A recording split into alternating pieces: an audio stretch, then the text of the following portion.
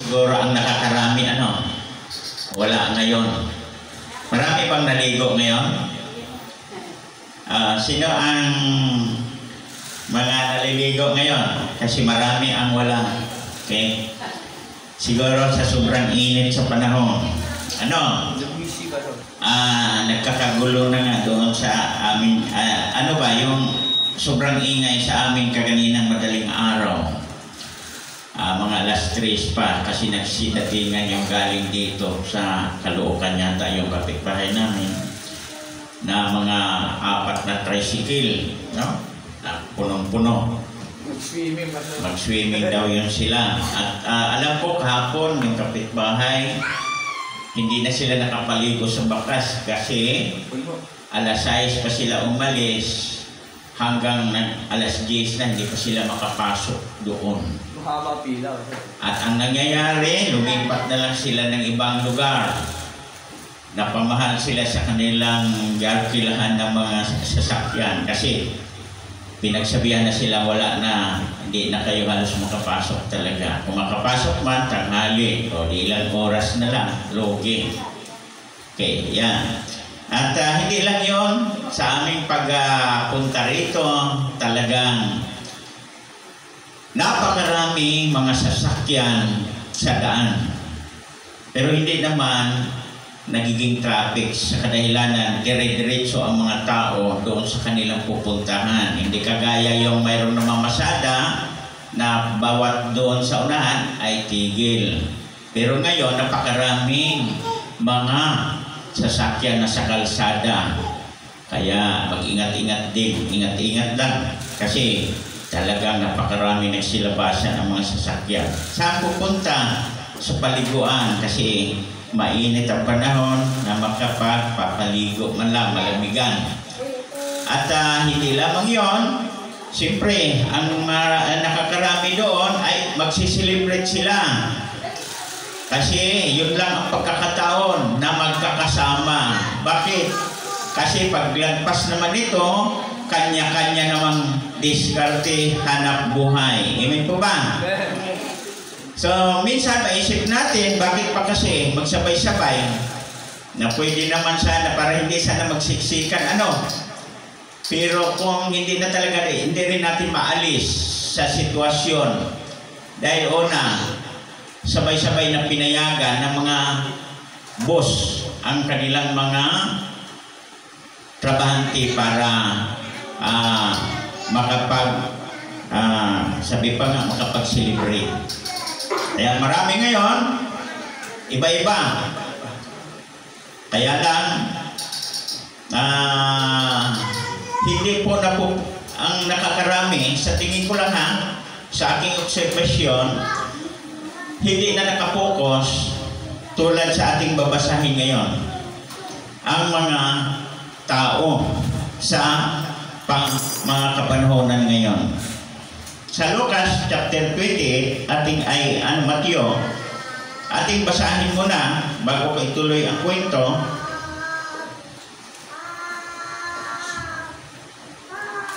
Sa buhay ni Jesus nga siniselebrate ngayon.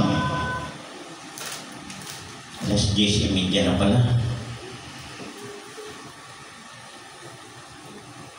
Paano yan? Mamaya na tayo tapos. Okay.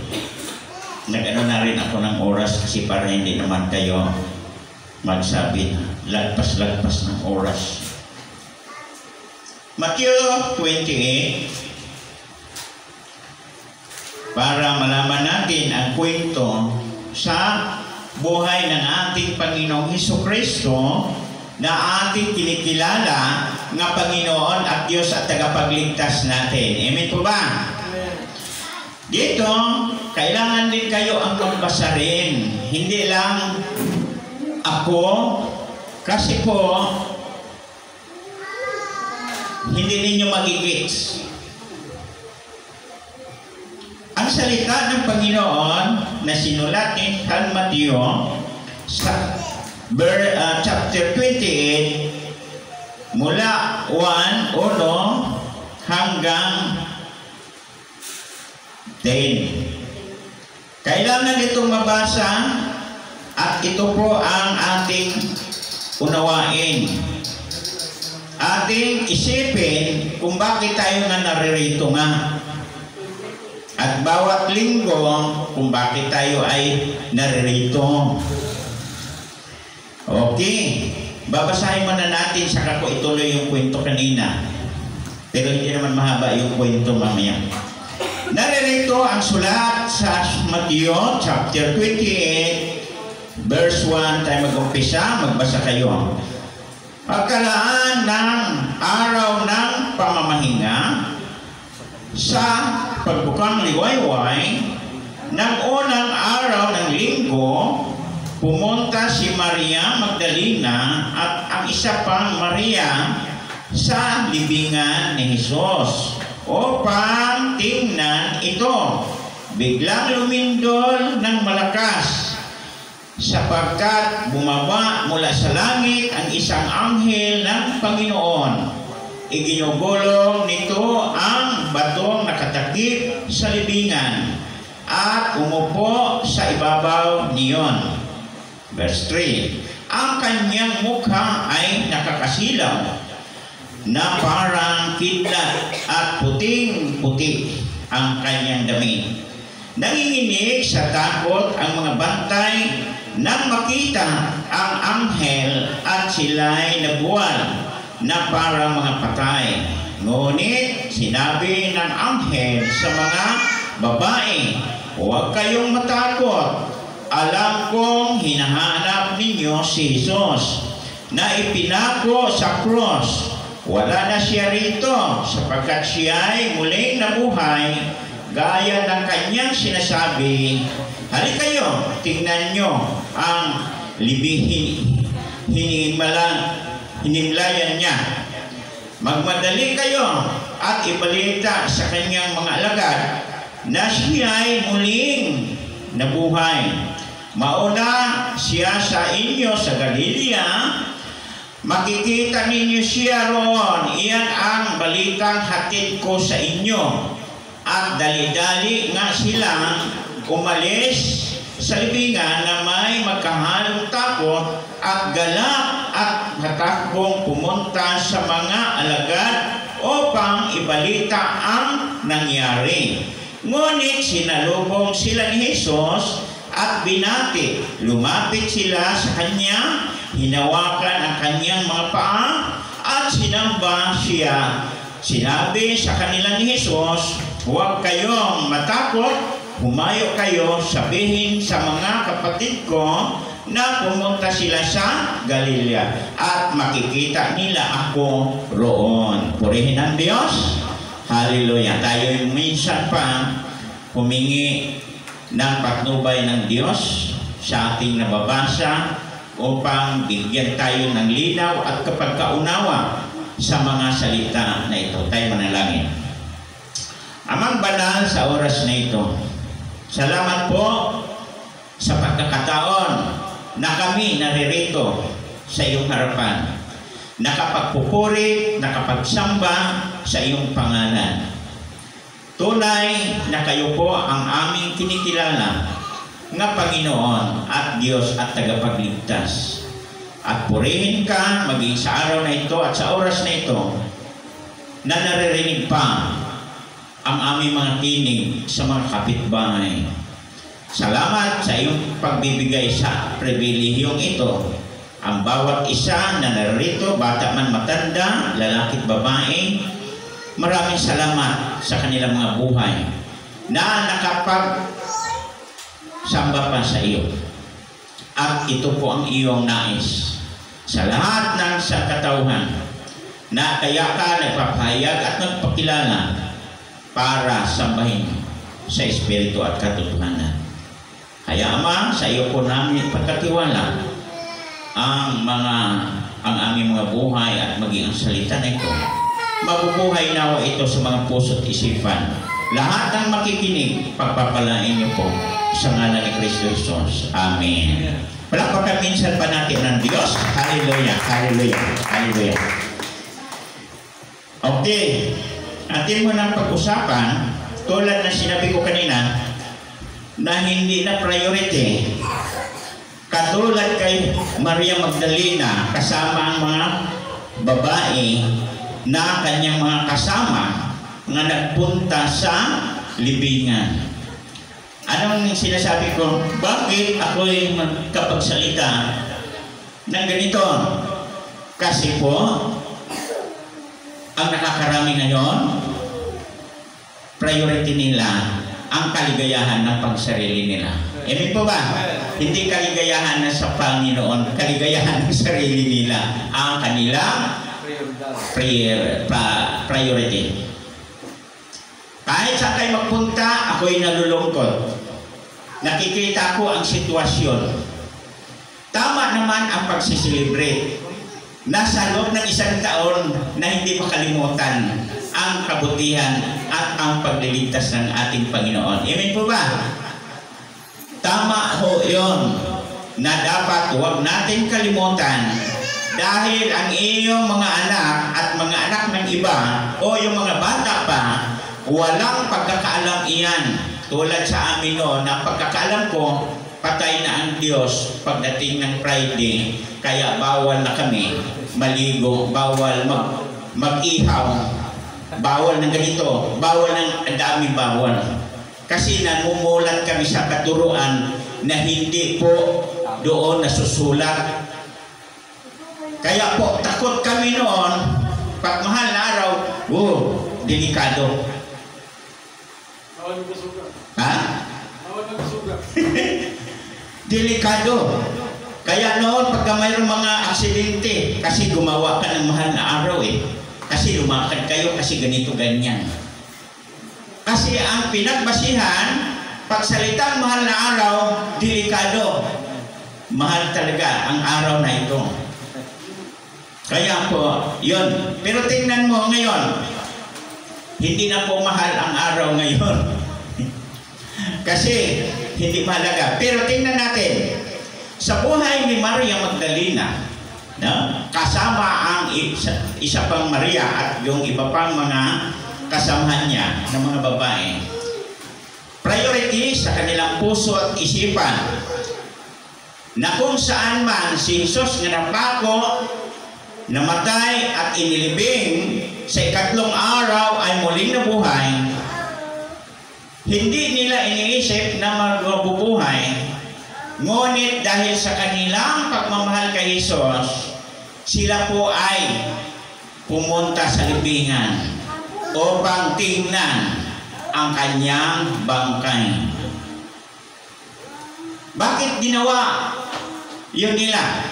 Si Maria Magdalena, yung 7 espiritong masama na sa kanya noon, na si Kristo ang nagpapaalis, ay hindi niya nakalimutan ang nagpapaalis sa mga samang espiritu sa kanyang buhay. Amen po ba? Kaya mahal na mahal niya si Kristo. Bago pa si Kristo hulihin, ay kanya pa siyang pinapaliguan ng pabango. Kasi mahal na mahal niya. Bakit? Kasi iniligtas siya sa ang espiritong masama sa kanyang buong buhay na 7 espiritu na masama. Amen po ba? Ganun talaga. Ganun niya ka, ang Diyos, ang tagapagligtas. Pangalawa, ang mga babae na kasama niya na nagiging saksi rin sa mga gawa ng ating Panginoong Hesus nung nabubuhay pa, yung hindi pa ipinako, na siya po ay makapangyarihan, walang makakagawa, maliban na lang ang Diyos ay sumasa kanya. Saksi sila sa mga pangyayari na ginagawa ni Jesus. Kaya ngayon na lang, kung gaano sila ka-interesado na magpunta sa libingan ni Jesus para tingnan ang minamahal at kinikilala ng Panginoon at Diyos ng kanilang mga buhay. Hello! Kaya nga minsan ako'y nalulungkot sa nakakarami. Hindi naman sana sila hindi nakakarinig at nababasa. Pero ano nangyayari sa panahon ngayon? Pangatlo na lang yata sa pwesto sa puso at isipan, Si Kristo. Ano? Sino ang priority sa ngayon? Sarili nila. Kaya ang naghari sa kanilang puso't isipan, ang kanilang pang-sarili. Pangalawa, mga kaibigan. Bakit? Nagsiyayayaan kaibigan para sama-sama sa kanilang sariling hangarin. Tama ba? Pero ngayon, wala nang halos mag-invite para sama-sama pumunta sa church para salubungin ang Panginoon at parangalan, papurihan. Amen po ba? Nakakalungkot. Susunod, tatalakayin ko yung ating binasa. Ang araw na pangatlo, kasi puro sa panahon ngayon kasi, binabanggit dito kasi sa pangatlong araw, ito'y pumapatak sa araw na ito. Kasi ang tinatawag na Sabbath day ay banal yun. Kaya po tuloy, magsiirguhan, walang katapusan. Diyan sa Facebook man o sino man makakasama o makakaharap mo, kung kailan at anong araw sasambahin. Sila si Maria Magdalena, noong sila ay nakikinig o naniniwala sa salita ng Diyos, wala silang alinlangan pumunta at umalis mula sa libingan at sumunod sa sinasabi ng anghel sa kanila. Sabihin na lang natin, hindi na natin yung pagtuunan talaga ng pansin yung araw ng pagpapahinga o kailan ba natin sambahin. Basta ang mahalaga, sa pangatlong araw nabuhay siya, sa ikatlong araw. O sabihin natin, Friday siya nalibing, tapos namatay, tapos inilibing, pagkasabado, pagkalinggo, saka siya nabuhay. Kasi dito nakalagay araw na linggo. O sabihin man natin, isang linggo. Hindi naman sinasabi kasing isang linggo yon, kundi ang unang araw ng isang linggo. Okay, direkta na lang pagkasabi, linggo. O kaya napagkasundan dito sa Pilipinas na linggo talaga, kaya ito ang linggo, walang pasok. Tama? Kasi batas na talaga yan. Kasi kahit na yan, kinikilala ang araw ng linggo ng nakakarami na yun po ay dapat isi-celebrate at magsamba sa Panginoon. Okay, tuloy na tayo. Si Maria Magdalena at ang mga kasama niya ay naniniwala sa anghel nga nagsasabi sa kanila. Anong ron? Nanampalataya. Dito sa atin, marami sa atin ngayon ang naniniwala, ngunit hindi gumagawa. Maraming naniniwala sa salita ng Diyos, ngunit hanggang doon lamang. Pero si Maria Magdalena, napakahalaga sa kanilang narinig. Dito sa atin, hindi mahalaga. Maraming hindi nagpapahalaga. Bakit? Kasi anin natin yan Wala naman tayong mapapala dyan. Yun ang mga kadalasan ng mga kasagutan na hindi nila nalalaman. Okay? So sila si Maria Magdalena kasama kanyang mga kasamahan ay naniniwala. Talagang pinahalagan nila ang kanilang narinig mula sa anghel ng Panginoon na bumaba mula sa langit at nagsasalita sa kanila. Pananampalataya sa salita ng Diyos. Okay. Noong sila ay nanampalataya sa salita ng anghel na inutusan ng Diyos, ay sila po ay umaksyon agad. Kaya lang sa atin, marami ngayon, kahit na marinig, kahit na maganda pa Magaling pa ang nagpapahayag sa salita ng Diyos. Ano? Hanggang doon lamang. Paglabas, wala na. Amen po ba? Hindi mahalaga. Hindi binigyan ng kahalagan. Dapat tayo ngayon ay bigyan natin ng kahalagahan ang salita ng Diyos. Sino man yung ginagamit ng Panginoon, basta yung salita ng Diyos ay lumabas sa kanyang bibig, hindi na yung nagsasalita ang kahalagahan mo. Ang mahalaga, yung salita na dumating sa buhay mo at narinig mo. Amen po ba? Kasi yun ang mahalaga. Ang salita na dumating na narinig mo, hindi yung nagsasalita. Kasi bakit? Hindi yun mahalaga ang nagsasalita. Ang mahalaga, yung salita nga narinig nila, nga nabuhay muli si Kristo. Amen po ba? Binigyan nila ng kahalagahan ang salita ng Panginoon sa pamamagitan ng anghel. Kaya lang ngayon, tila ba yung mga Biblia tabi na lang yan, hindi na pinahalagahan yan. Amen po ba? Marami bang ganyan? Marami ano? Tingnan nyo, inaalikabok ng mga Biblia. Hindi na nga ano, nagdikit-dikit na. Nabasa na, nagdikit-dikit na. Ano nila? Pinapahalagahan nila ang narinig nila sa Diyos.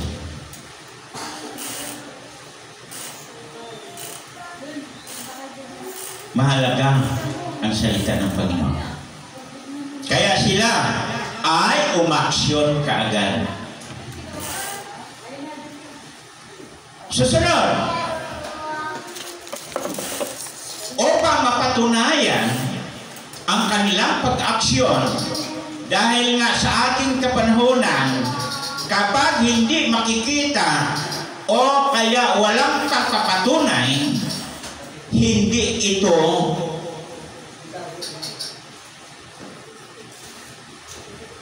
paniwalaan.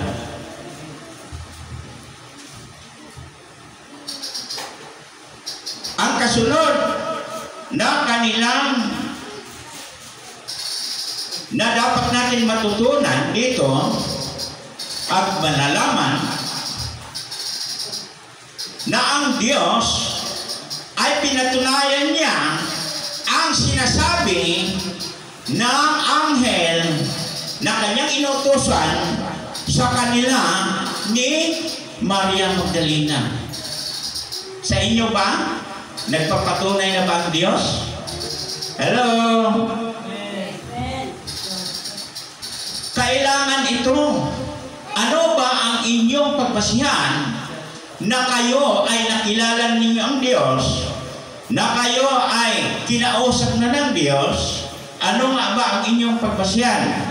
Sila si Maria Magdalena, ang una nilang pagbasihan na tunay at totoo ang Diyos, walang iba ang salita ng Diyos. Saan? Ano nga ba ang salita ng Diyos? Ha? John 1:1. Dapat alam ng lahat. Ang pagbasihan na nagpapatunay na may Diyos at yung totoo ay ang Diyos. Kaya siya sinalubong nila si Maria Magdalena at kasama niya, sinalubong ni Jesus para mapatunayan nila ni Maria Magdalena na siya ay totoong buhay. Hello? Nandyan pa ba kayo? Kasi po, kapag hindi siya nagpapakita sa kanila ni Maria Magdalena, magiging useless lang ang pagpapahayag nila papunta doon sa mga kapatid ni Jesus, sa mga apostol. Kaya po, kailangan talaga mapatunayan nila na totoo na nabuhay nga si Jesus. Kaya ang layunin ng Diyos sa buhay nila sa mga babae dahil nagluluksa ang mga apostol sa kalungkutan sa pagkawala ni Jesus, pagkamatay, ay para ang mga babae maiangat naman din ang kanilang buhay dahil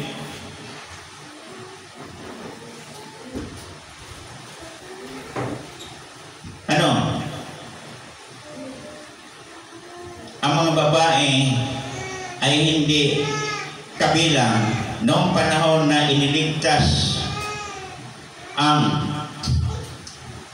sa kabilang, hindi ibinilang sa pagbilangan ang mga babae noong iniligtas ng Diyos ang bansang Israel sa pagkalipin sa Egypto. Ang ibinilang doon ay ang mga lalaki. Ang mga babae hindi nakasama sa bilang. Kaya ang mga lalaki lang ang nakasulat doon sa mga panahon na yon.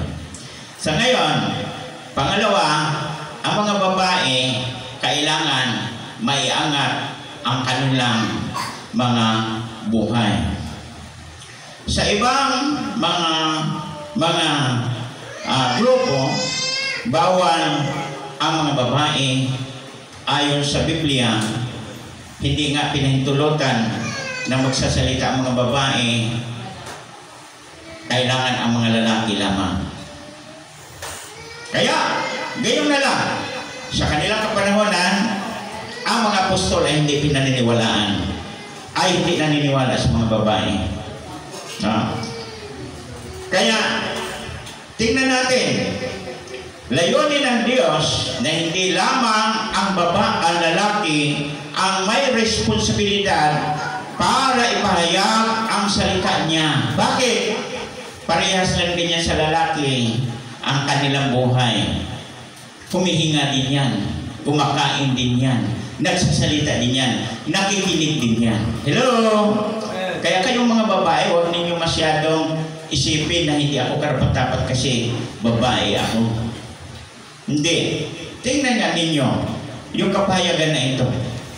Sila mismo ang tinawag ng Diyos para ipaabot sa kanyang mga apostol o kanyang kapatid na siya ay muling nabuhay. Hello?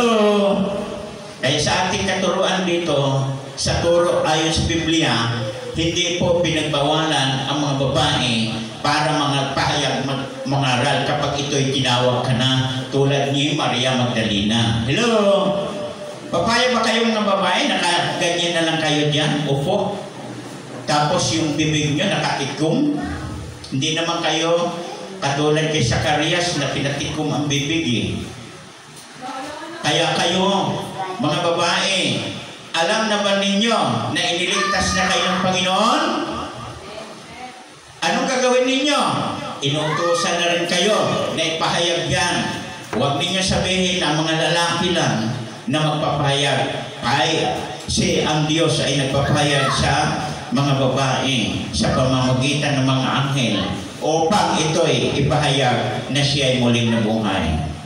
At dito, ang sabi dito, pumunta sila sa Maria Magdalena at ang isa pang Maria sa libingan ni Jesus o pagtingnan at biglang lumindol ng malakas sapagkat bumaba mula sa langit ang isang anghel ng Panginoon. Iginugulong na ito at ang mga takip sa libingan at umupo sa ibabaw niyon. Ang kanyang mukha ay parang nakasilaw na parang kidlat at puting-puti ang kanyang damit. Ngunit nanginginig sila sa takot, no? At ang mga bantay na nakita ng anghel, sila ay nabuwan at parang mga patay. Ngunit dito sinasabi sa anghel, mga babae, huwag kayong matakot. Alam kong hinahanap ninyo si Jesus na ipinako sa cross. Wala na siya rito sapagkat siya ay muling nabuhay gaya sa kanyang sinasabi. Halika kayo, tingnan nyo ang himlayan niya. Magmadali kayo at ibalita sa kanyang mga alagad na siya ay muling nabuhay. Mauna siya sa inyo sa Galilea. Makikita ninyo siya roon. Iyan ang balitang hatid ko sa inyo. Sino ang nagbabalita? Anghel ng Diyos. Ngayon, ang katumbas din yan dito sa atin, ang nagbabalita ay ang mga lingkod ng Diyos. Hello! Yun po ang katumbas noon.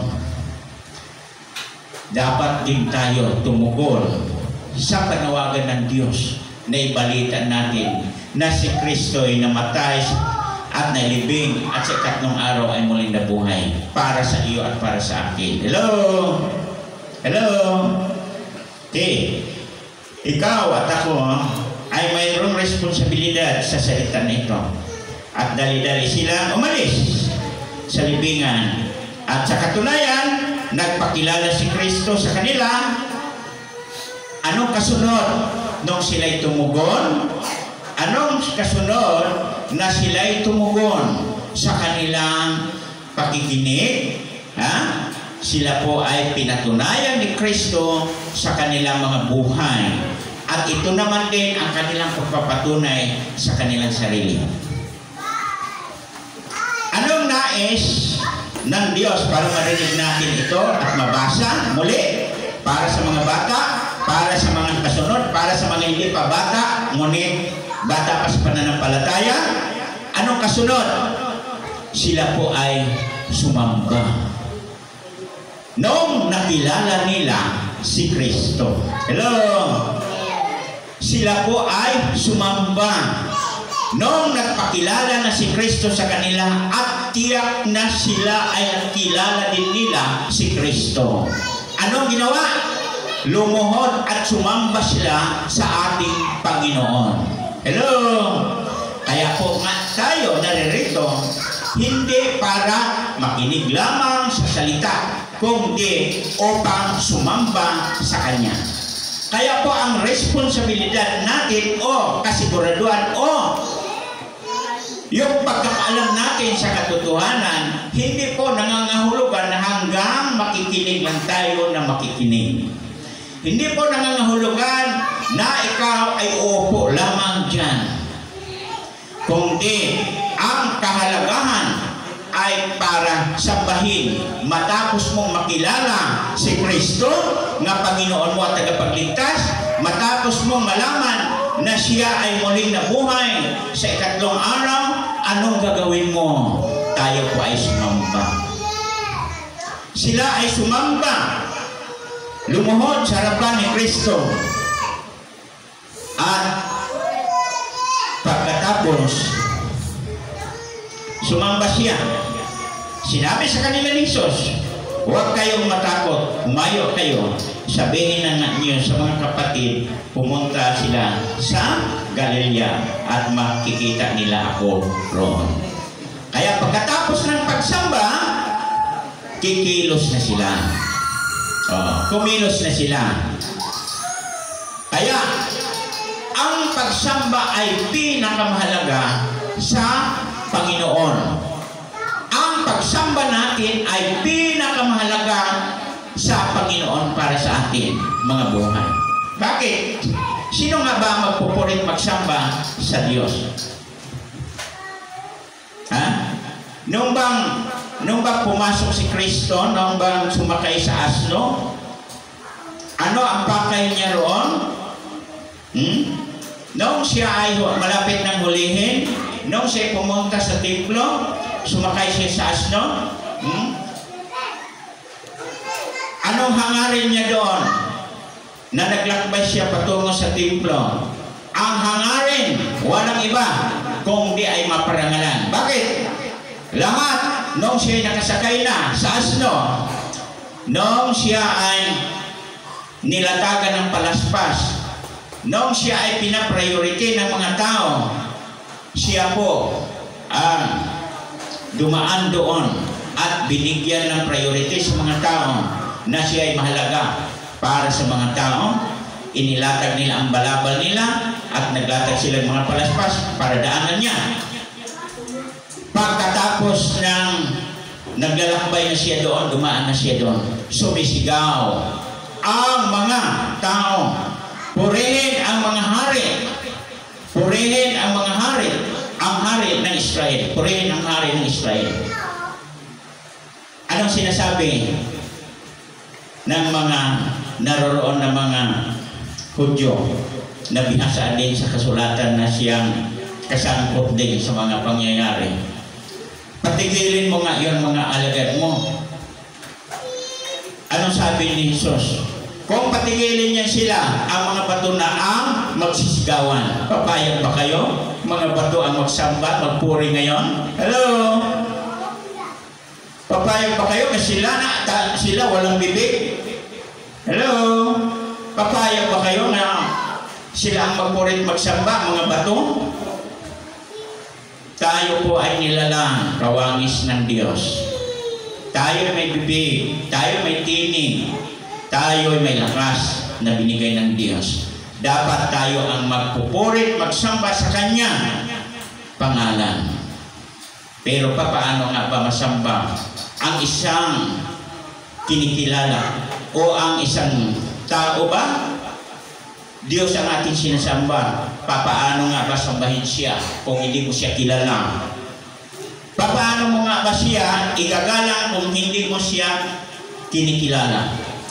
Paano mo nga siya sambahin na hindi mo siya nakilala? Kaya ang pangyayari nito upang siya ay makilala ng lahat ng bansa, upang siya ay makilala na siya ay Panginoon at Diyos at tagapagligtas, sino ba makagagawa sa Kanya? Ang pagsamba natin, kailangan kilalanin natin siya. Bagamat sinasabi sa John chapter 4 verse 23, no? Na ang Diyos ay Espiritu, kaya dapat siyang sambahin sa Espiritu at katotohanan. Hindi nakikita. Pero naniniwala ba kayo? No, sa chapter 7 ng Isaias, na kung saan man, si Isaias pa mismo ang nagsasabi na manganganak ang isang dalagang birhen at ito'y pangalanan ng Emmanuel. Anong kahulugan sa kasaysayan sa Mateo na binanggit ni Mateo nung ipinanganak na si Jesus, na ipinapangalan Jesus at tinatawag na Emmanuel? Anong kahulugan ng Emmanuel? Kasama na natin ang Diyos. So ngayon, paano sasambahin ang Diyos na hindi nakikita, kaya pinatunayan ng Diyos upang siya sambahin na siya ay Diyos na makapangyarihan sa lahat? Kaya lang, maghahanap pa ng iba ang iba na ang linaw-linaw na eh. Ang linaw-linaw na. Ang Diyos,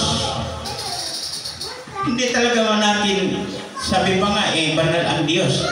Si Moises lang ang nakalapit, pinapalinis mo na siya. Nakita niya na mukha, kaya si Moises nagiging ang makakasilaw na rin ang kanyang mukha. Kasi pag gusto ng Diyos, niloob ng Diyos na ikaw ay makipagkita ang Diyos sa iyong harap-harapan, mangyayari yan kapag ginusto niya yan. So ngayon, questionable sa nakakarami yan. Imposible na makasama mo ang Diyos. Kaya nga gumawa ang paraan ng Diyos eh, para tayo ay masamahan dito sa sandaigdigan upang tayo ay hindi mapapahama at maligtas ang ating mga buhay. Sinamahan tayo rito. Kaya kung naniniwala tayo na ang Diyos ay kasama natin sa pamamagitan ni Jesucristo, na gawa ng Diyos yan, na siya ang nakakaalam. Kaya lang, ang dami pang nakakalungkot eh. Ang dami pang chichipuritsi eh, ng mga nagbabasa rin sa Biblia. Kaya sasabihin eh, hindi mo pwedeng ano ng Diyos kasi mamamatay ang lahat kapag makakita ng Diyos. Eh sinasabi na nga, kasama natin ang Diyos. Paano nagiging kasama ang Diyos? John 1:1, ang Diyos Ang salita ng Diyos ay Diyos. Kasama natin, narito ang Diyos. Ay nakakatawan ng Diyos. Yan po. Dagdag pa dyan, Colossians chapter 1, verse 15. Si Kristo ang larawan ng Diyos hindi nakikita. Kaya po, sino ang tinutumbok dito sa celebration na ito? Walang iba kundi si Jesus. Bakit? Sino ba siya sa buhay mo? Sa buhay niya. Siya po ay tunay na Panginoon at tagapagligtas. Kaya lang, sabi pa nga, chichipuritsi daming chichipuritsi sa mga pag-isip niya sa Biblia. Ibang ama, ibang anak, ibang espiritu. Nalititingnan na lang natin ito. Matapos sambahin na nila ay anong nangyayari? Kinikilala nila ang Panginoon, sinasamba ang Panginoon, siya'y sinamba nila. Ang kasunod doon ay kailangan sumunod sa ipinag-uutos ng Diyos. Sila si Maria Magdalena kasama at ang kasama niya. Kailangan natin, kung nakilala natin ang Diyos sa ating mga buhay at kung si Kristo man ay kinikilala natin na Panginoon at Diyos at tagapagligtas ng ating buhay, kailangan natin sumunod sa Kanya. Kailangan natin sumunod sa Kanyang mga salita.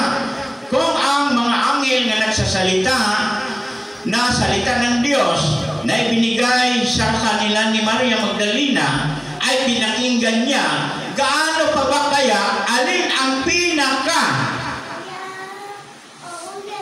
mahalaga sa iyo? Ang anghel o si Kristo? Ngayon, kung mahalaga sa iyo si Kristo, kung lamang si Kristo kaysa mga anghel, ngayon nagsasalita si Kristo. Ikaw ngayon na nakikinig, kailangan mo nang magpahayag na si Kristo ay Panginoon at tagapagligtas. Hello? Kailangan mo na ngayon habang nabubuhay ka pa. Ikaw ngayon na nakikinig, sa labas ka man, kung naririnig mo man ito, maging ikaw na dito sa loob. Habang tayo nabubuhay, dapat gawin mo yan na habang nabubuhay pa tayo. Anong gagawin? Sumunod sa pinag-utos ng ating Panginoon. Si Maria Magdalena, kasama kanyang mga kasamahan, ay lumakad at pumunta sa mga alagad at ibinalita niya ito. Ibinalita niya ito nila sa mga alagad. Pero bago mangyayari ang lahat, sa atin maraming hadlang. Bakit? Kasi may bantay. Sa buhay nila, dahil ipinakalat na nila na nabuhay muli si Kristo, ang bantay naman ang kalaban ay kumikilos. Kaya dapat huwag ninyong kalimutan na ang chapter 6 ng Efeso, huwag ninyo yung kalimutan. Sa ating pananampalataya at pagtitiwala natin sa Diyos, may kalaban na siyang humahadlang para hindi magagawa ang kanyang kalooban sa buhay mo, sa buhay ko. Hello? Kaya dapat basahin ninyo maigi ang chapter 6 ng Efeso para malaman ninyo yan kung paano ninyo maisagawa ang kalooban ng Diyos. Tulad nila ni Maria na kung saan man ay mayroong pumili na siyang hadlangan na maipakilala si Kristo sa lahat ng tao. Anong ginagawa sa mga bantay nag-ulat doon sa nagbabantay sa libingan ni Kristo? Anong sinasabi? Pagkalis ng mga babae, pumunta sa lungsod ang ilan sa mga kawal na nagbantay sa libingan at isinalaysay ang mga sa punong pari ng buong pangyayari. Nakipagpulong naman ang mga punong pari sa mga pinuno ng bayan at nagkasundo sila, suhulan ng malaki ang mga bawal at ang mga ito'y inuutusan nilang ganito ang ipinamalita. Habang natutulog kami kagabi, dumating ang mga alagad ni Jesus at ninakaw ang kanyang bangkay. Verse 14, sinabi pa nila, huwag kayong mag-alala. Kung makarating man ito sa gobernador, kami ang bahala sa inyo. Tinanggap nila tinanggap ng mga bantay ang suhol at ganun nga ang kanilang ginagawa. Kaya magpa sa hanggang ngayon, gayon pa rin ang kaisipan na hindi muling nabuhay si Kristo. Dito sa atin, hindi lamang sa ganong sitwasyon. Kayo, hinahadlangan kayo minsan ng inyong asawa, minsan ng inyong mga anak, minsan ng inyong mga kamag-anak, kapitbahay, para lang hindi ninyo maipahayag ang katotohanan. Hello? Hello? Para lang hindi matuloy. Dahil bakit? Ayaw ng kalaban ng Diyos na si Satanas ay maipahayag na siya muling nabuhay. Ayaw niyang malaman dahil ang gusto niya siya ang magiging hari sa sandaigdigan. Okay, so ngayon tayo na po ay malapit na, no? Dito sa inyong buhay, sa aking buhay, lahat tayo ang tawag doon. Kapag tumugon tayo sa panawagan ng Diyos, tayo po ang tawag doon, lingkod ng Diyos. Hello? Ako nga, kung pwede lang ninyo, huwag na ninyo akong tawaging pastor. Kasi una, totoo, nandiyan naman sa sinasabi naman may mga pastor, tagapangalaga. Pero mas maganda, lingkod ng Diyos. Mas maganda yan para wala nang maraming usapan pa dyan. Bakit? Naglilingkod naman talaga tayo sa Diyos. Hello?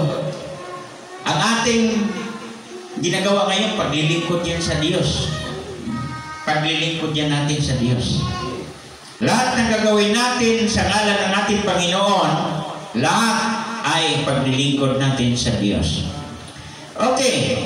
Sa madaling sabi, tayo po ay kailangan natin ang Efeso chapter 6 na kung saan para tayo ay magtatagumpay sa utos ng Diyos ay kailangan natin yon na palaging basahin upang mapaglabanan natin ang lalang ng dyablo sa ating mga buhay at tayo ay magtagumpay sa ating gagawin. Gawin natin ito, isuot natin ang helmet ng pakipaglaban. Walang iba kundi ang salita ng Diyos sa ating mga buhay at sa pamamagitan ng pananalangin. Baka hindi naman din tayo naman palaging nananalangin. Mananalangin lang kapag may kailangan. Hello? Hindi po pwede yun. Kasi hindi tayo magtatagumpay. Lahat gawin natin sa pamamagitan ng pananalangin upang tayo ay magtagumpay sa ating mga buhay. Kaya, sa madaling sabi, si Maria Magdalena ay nakarating doon sa mga apostol. Narito sa 16, pumunta ang 11 alagad sa Galilea sa bundok na sinasabi sa kanila ni Jesus. Nang makita nila si Jesus, siya ay sinamba nila. Subalit may ilan sa kanilang nag-alinlangan. Lumapit si Jesus at sinabi sa kanila, ibinigay na sa akin ang lahat ng kapangyarihan sa langit at sa lupa, kaya humayo kayo, gawin ninyong alagad ko ang mga tao at sa lahat ng mga bansa, bautismuhan ninyo sila sa pangalan ng Ama, Anak, Espiritu Santo. Dito naman, nagkakaroon ng erguhan na dapat naman hindi nang pagdawat magpag-erguhan pa. Ang dapat na lang ay sumunod. So ngayon, sila si Maria Magdalena ay inutusan para makarating sa mga alagad. At yun naman, naniniwala naman sila at sila naman, bagamat nag-anilangan ng ilan, pumunta na sila sa lugar na itinuturo ni Jesus. Dahil sinasabi sa mga babae, doon ninyo yan makikita sa Marcos na rin, iba na rin doon ang pagpapahayag ni Marcos, na kung saan man dumating sila doon. Okay, na sa kanilang mga buhay, nagpakita sa 11 alagad si Jesus.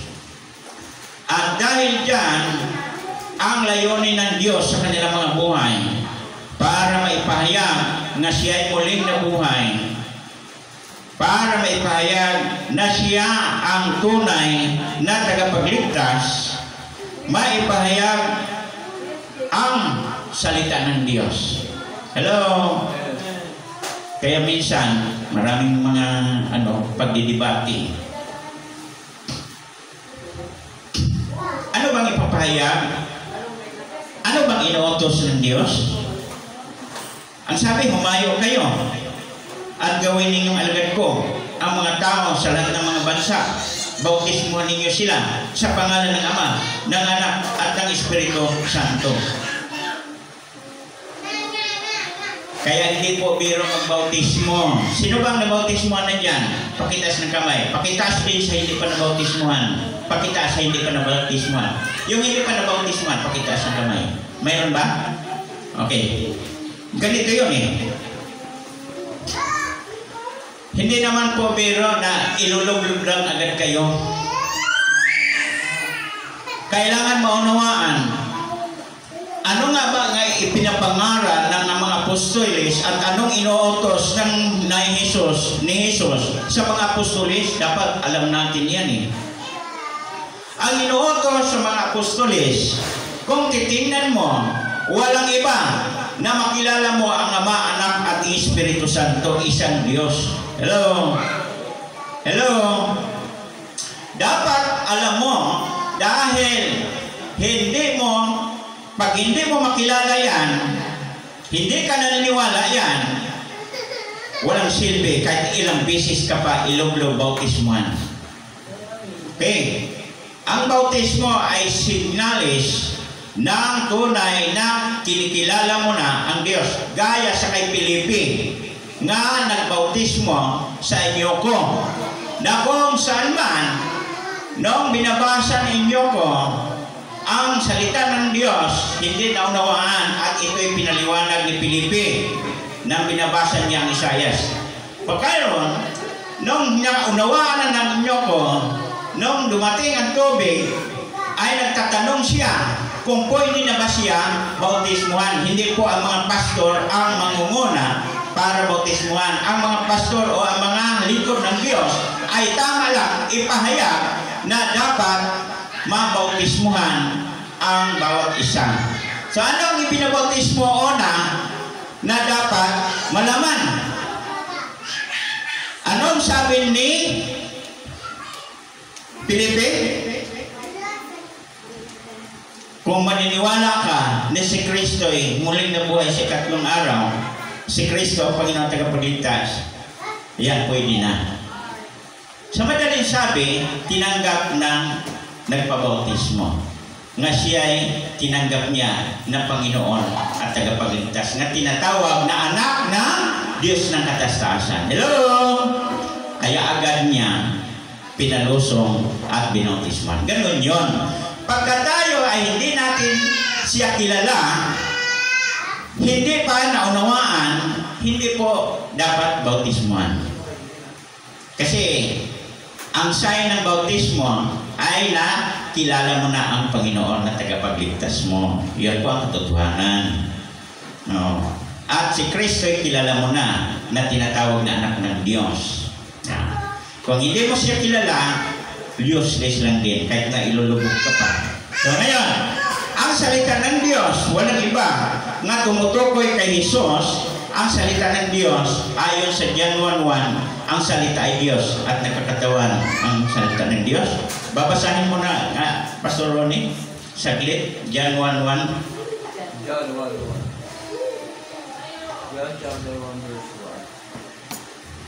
Ang salita ng buhay. Nang pasimula ay naroon na ang salita. Ang salita ay kasama ng Diyos at ang salita ay Diyos. Amen. Malinaw. Yan po ang pinapangaral at ipinapahayag ng mga apostol na maipakilala ang Diyos na makapangyarihan sa lahat. Kung hindi ganito ang mangyayari, walang silbi ang pangangaral o walang silbi ang magpabautismo. Kaya po, dapat alam natin ang lahat ng ito.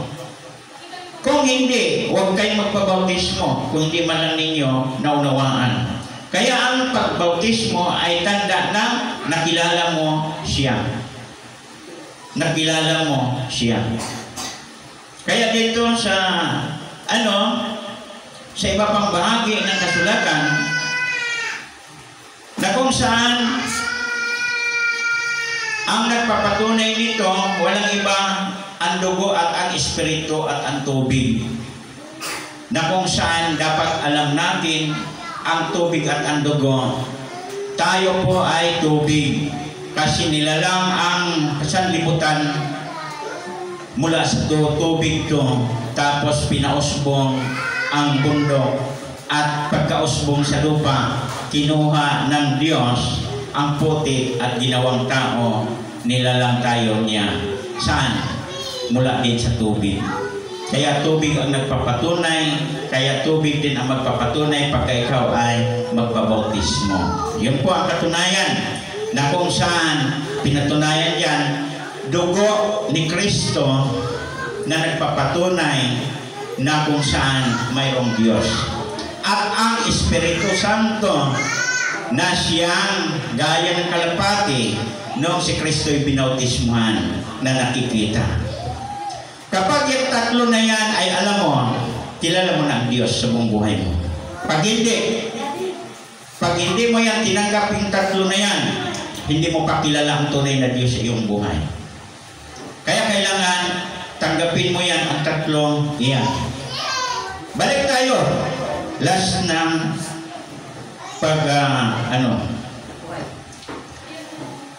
sa ating binasa kanina,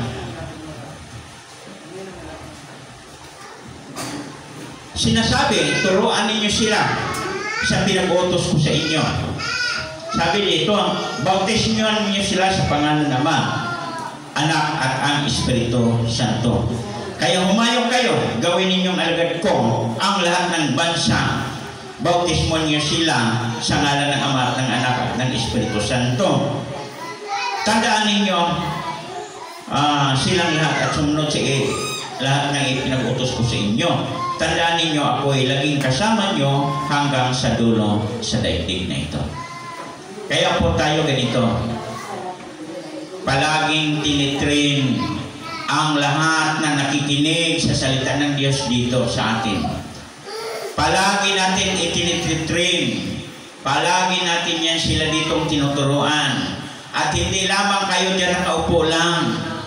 Ang layunin dito sa atin, sa iglesia nito, na lahat, hindi lamang si Pastor Ronnie lang ang Pastor Ed lang palagi ang magsapahayag. Anong sinasabi? Responsibilidad nila dito na kayo turuan. Upang para mag-alagad o tinatawag na maglilingkod sa Diyos. Hello! Nga kayo ngayon, ang mga naririto ngayon, kumusta kayo? Ang iyong paglilingkod. Ang tinatawag na alagad, paglilingkod. Alagad. Sa Bisaya, alagad ka sa Diyos. Mag-alagad ka, maglilingkod ka. Alagad, mga tinuturuan. mga nakakaalam sa katotohanan, mga tagasunod. Hello, tagasunod ba tayo? Sana po lahat tayo. Sana all. Nanay, sana all tagasunod tayo ni Kristo. Hello? Kaya po dito, marami mga question. Ano? Pero tayo po dapat huwag tumanggi kapag kayo isasalang sa isang ganito. Paano kayo matututo kung kayo hindi tuturuan? Paano kayo matututo kung kayo hindi ninyo tatanggapin ang mga itinuturo sa nagturo? Hello? Paano kayo magiging driver kung kayo ay hindi ibibigay sa inyo ang manubila, ang susi? Sige nga, subukan niya ninyo. Kung gusto niyo magmaniho, paano kayo magiging driver kung walang magtuturo? At paano din kayo magiging driver kung hindi naman ibibigay sa inyo ang manubila para inyong imaniho? Tama ba? Kaya dito po sa atin, hindi po sabing ang sinasabi sa ilan, yun lamang ang karapat-dapat na siyang tumayo rito at magpapahayag sa salita ng Diyos. Hindi po. Lahat tayo nga nakakarinig sa katotohanan tulad ni Maria Magdalena, kasamahan niya, ay dapat din tayo ay ganyan din. Mayroon tayong dapat isipin. Anong sabi sa anghel? Huwag kayong matakot. Kaya ang takot na yan ang dahilan kung bakit hindi kayo makapagpapahayag sa salita ng Diyos. Kaya ang takot na yan ang dahilan kung bakit hindi kayo makapagsalita. Bakit? Kasi natakot. Pero ang sabi ng anghel, huwag kayong matakot. Lumakad na kayo. Ngayon, ikaw at ako, parehas tayo. Ako, hinahanap ko ang paraan kung paano ko magagawa ang kalooban ng Diyos. Hanggang ngayon, araw-gabi, pinag-isipan kung ano ang mga dapat kong gawin. Minsan dumating sa aking kaisipan na parang may pumipigil, pero yun na nga sinasabi, labanan natin yan sa pamamagitan ng pananalangin. Hello? Manalangin tayo ng palagi. Ngayon, inulit ko, paano matugunan? Dahil kung pahayuin na tayo ng Panginoon, sabi sa Biblia, sa mga apostol, sila po ay tinuturuan. Kaya kayo po mga tinuturuan, huwag niyo sabihin, si pastor lang ang may karapatan. Hindi po, kayo po ay nakarinig na, kayo na po ay isang mga lingkod ng Diyos. Ngunit kailangan lang ninyo na patuloy na makinig at sumunod sa kanyang kalooban. Upang hindi kayo malihis na sa mga ipinapagawa sa atin ng Diyos, no? Kailangan din ninyo mayroon kayong relasyon sa Diyos sa pamamagitan ng pananalangin. Pananalangin. Na ngayon, maliwanag na sa inyo. Maliwanag na sa inyo ngayon. Hello? Huwag na kayong matakot. Ipahayag na ninyo yan dyan sa inyong mga anak. Ipahayag na ninyo sa inyong mga kapitbahay. Ipahayag na ninyo sa inyong mga pinsan, mga kamag-anak. Hello? Panahon na. Ano? Kailan pa ibibigay mo ang inyong buhay at lakas? Pagpatay na? Kailan ka pa magsasalita na magpahayag para sa iyong pamilya na si Kristo, Panginoon at tagapagligtas? Patay na ka? Wala na po yun. Tayo ngayon na binibigyan ng pagkakataon na mabuhay ay dapat ipahayag natin ang pagkabuhay ni Kristo. Ipahayag natin ang Diyos na buhay. Hello? Ipahayag natin ang tunay na Diyos sa ating mga buhay. Hello? Ipahayag natin na si Kristo lamang at wala ng iba ang ating Panginoon at tagapagligtas. Hello? Purihin ang Diyos sa tanghaling ito. Tayo po ay tatayo, awitan natin nga ang Diyos. Siya ang tunay na Diyos. Sige nga. Di ba nagagalak ang mga alagad? O sila si Maria Magdalena, nagkahalo, pero nagagalak. Tayo ngayon, nagagalak. Awitan natin siya. Siya ang tunay na Diyos. Hello! Parangalan natin siya, papurihan.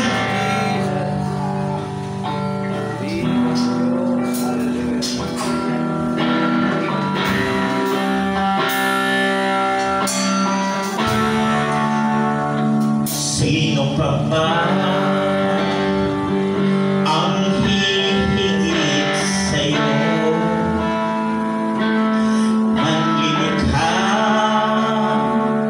ang Diyos na totoo. Pag-ibig mo ay aking natamo. O Jesus, ikaw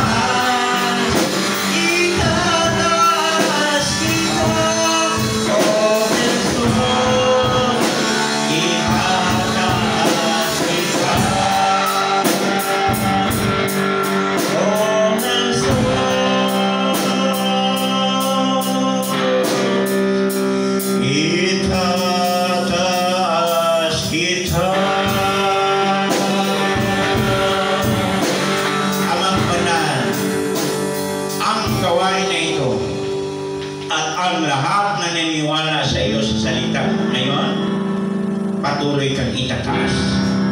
At ang iglesia nito, tunay nga na maraming humahadlang. Subalit sa pamamagitan ng iyong kapangyarihan, magagawa na maitaas ang iyong pangalan sa iglesia nito. Ngunit ang kahilingan ko lang, Panginoon, samahan niyo kami palagi. Dahil hindi po namin magagawa na itataas ang iyong pangalan, na ipakilala sa sangkatawan, na ipangaral sa buong sandaigdigan kung hindi niyo kami sasamahan. At dahil sa iyong pangako na sinasabi mo, hanggang sa dulo sa daigdig niya ito, kasasamahan niyo kami. Kasama niyo ako. Kaya ang bawat naririto nga naniniwala sa iyong salita, patuloy niyo samahan sila upang ang salita mo mabubuhay at ito'y mapakinabangan mo habang kami rin ay nabubuhay. Pagpapalain niyo sila, ingatan niyo sila, ilayo niyo sila sa kapamakan, balutan niyo sila sa inyong kapangyarihan na walang hanggan, at ang dugong banal at ang Espiritu Santo mo na magtuturo sa lahat ng gagawin, sa lahat nilang gagawin ayon sa iyong kalooban. Kaya Panginoon, alam ko marami ang hangarin na mapaglingkuran ka, ngunit maraming umadlang. Pero hinihiling ko ngayon sa mga naririto at mga nakikinig na sa ngalan ng Panginoon Hesus, bigyan niyo sila ng kapangyarihan upang mapaglabanan nila ang lalang ng Diablo. Hayaan niyo na sila ay maging magtagumpay sa ngalan ng Panginoon Hesus. Kaya pagpapalain niyo po sila sa kanilang mga buhay. Bawat pamilya, bawat may buhay, bata man matanda, lalaki at babae, pagpapalain niyo sila upang maging pagpapala sa iba. Hayaan niyo ang Panginoon na ang pamilya ng Jesus Victorious Calvary Church, hindi namin ito kinatayo, kayo po ang nagtayo. Kayo po ang tumawag sa bawat isa upang itataas ang iyong pangalan. Kayo po ang tumawag sa bawat isa o para ipakilala ang iyong pangalan. Kayo po ang tumawag sa bawat isa para ikaw ay paglingkuran. Ikaw ang tumawag sa bawat isa upang ikaw ay mahalin. Kaya po Panginoon, hindi rin po nila magagawa yun kapag kayo ay wala sa kanila. Sabi mo Panginoong Hesus, kapag iwalay kayo sa akin, wala kayong magagawa. Kaya nga kami Panginoon naririto, kinikilala ka namin. Pero dahil nga minsan kami ay nagkakasala, hinihiling ko na rin sa iyo, Ama, ayon sa iyong dugong banal na iyong ibinubuhos sa krus, patawarin niyo po kami sa aming mga kasalanan, Panginoon. Ang pamilya ng Jesus Victorious Calvary Church, tunay na hindi karapat-dapat sa iyong harapan. Kami po ay hindi karapat-dapat. Maging karapat-dapat lang kami sa pamamagitan. Tulad ng isang bata, Panginoon, inaaruga ng magulang, nililinis, binibihisan. Kami rin, Panginoon, patuloy niyo kaming linisan. Yakapin niyo po kami, Panginoon, tulad ng ina na niyayakap ang mga bata upang hindi mapapahamak. Amang banal, dinggin niyo po ang aming mga kahilingan. Pagkaisahin niyo po kami sa Espiritu at katotohanan. Bagamat sa mga nakaraan, mga pangyayaring hindi namin inaasahan, minsan hindi nagkaintindihan sa bawat pamilya. Gayunman, ang Diyos na banal, ang sabi mo Panginoon Hesus, ang Ama at ang Anak at ang Espiritu ay isa. Kaya dapat din kami magkakaisa sa ngalan mo, Panginoon. Pagkaisahin mo kami sa pamamagitan ng iyong mga salita at Espiritu Santo. na buong puso, buong tapang ipaglalaban ang iyong pangalan at ipangaral sa buong sandaigdigan.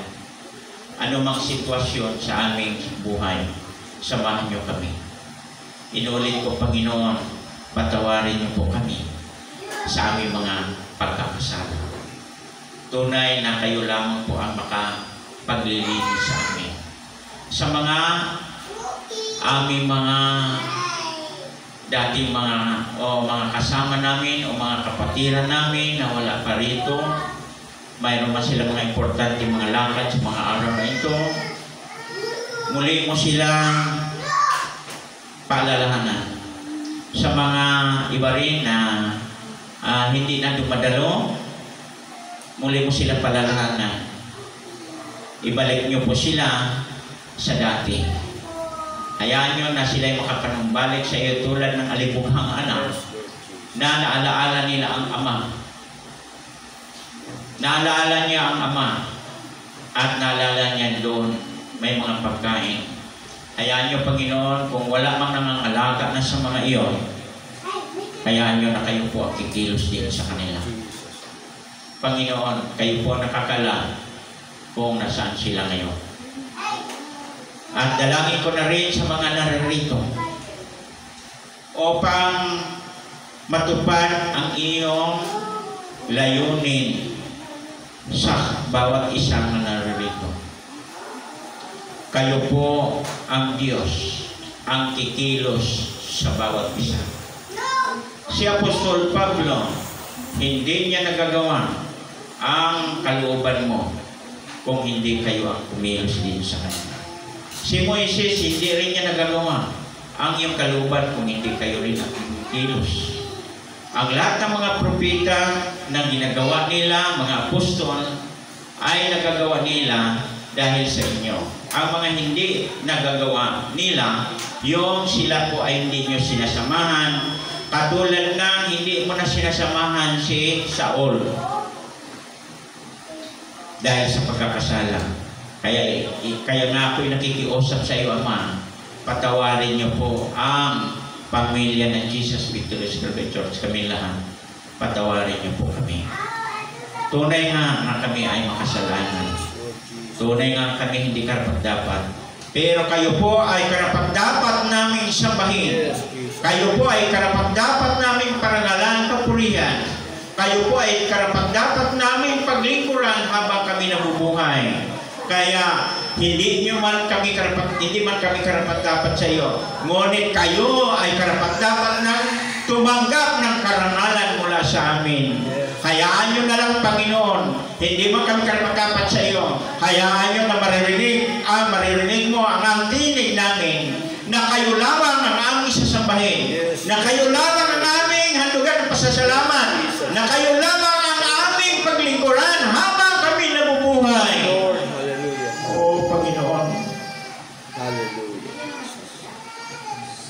Kayo lamang, oo, hindi kami karapat-dapat.